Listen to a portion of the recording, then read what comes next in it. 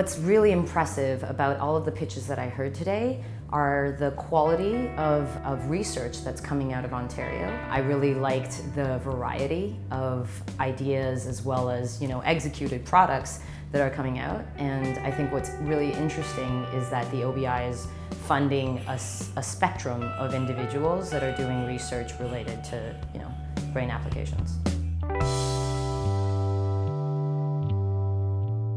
People with Parkinson's and stroke have mobility issues such as bradykinesia, tachykinesia, and hemiparesis, which prevent them from using transportation such as cars and bikes, and walking becomes difficult, which means they can't use public transportation. My company makes an electric vehicle that we think we can adapt with your help and maybe some advisors that you can provide with us to make our vehicle, which is meant for general use, and adapt it to people who have Parkinson's and stroke. And we have a plan for getting our vehicle to market. I'm Vera Nanadovic. I'm a nurse practitioner and researcher from Sick Kids. Currently, our technology exists offline.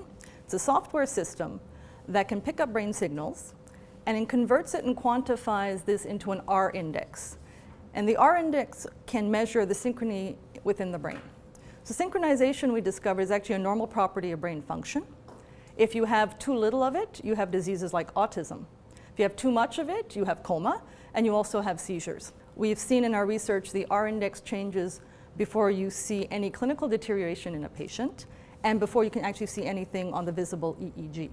So great early warning system. So in the University of Toronto, we have developed this implantable microsystem that can detect and abort epileptic seizures with over 90% success rate by integrating a highly advanced algorithm in hardware. The system has many recording and stimulation channels, and it is wireless. It's fully wireless, meaning that it can transmit diagnostic data outside of the body using wireless transmitters, and the energy to the system is provided using magnetic induction.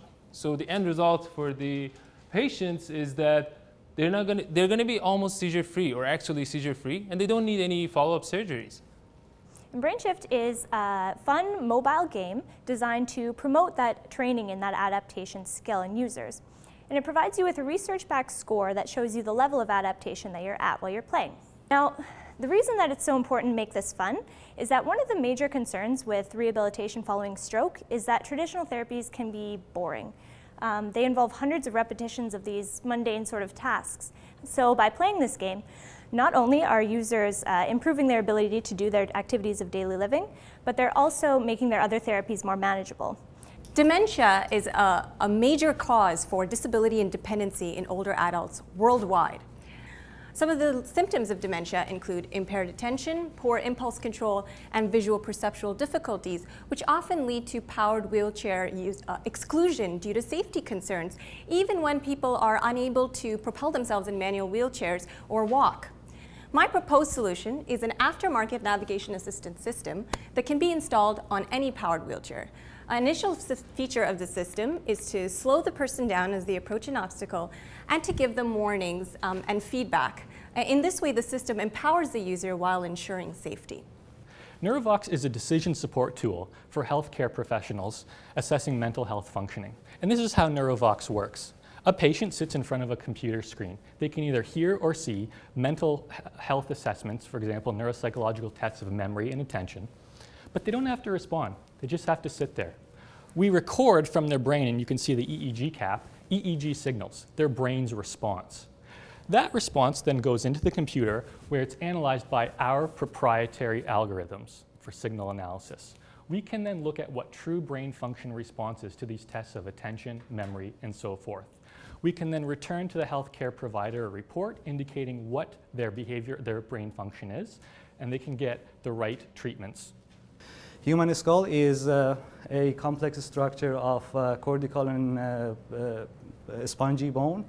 It basically is a extremely distortive barrier for ultrasound. During the course of my PhD, I came up with a solution to bypass this obstacle and correct for the skull-induced ultrasonic phase aberration. I developed an adaptive beamforming method which makes it possible to get 3D ultrasonic images from traumatic brain injuries directly through the skull. It makes every spot available in the brain available for ultrasonic imaging. I think it's not just the economic potential of the ideas that's been presented that has been a real highlight for today, but it's also the potential utility of the ideas that's come out, which will turn into real patient engagement and patient benefits and value both for the patients as well as the people working with them. So it's very enriching to be part of the process.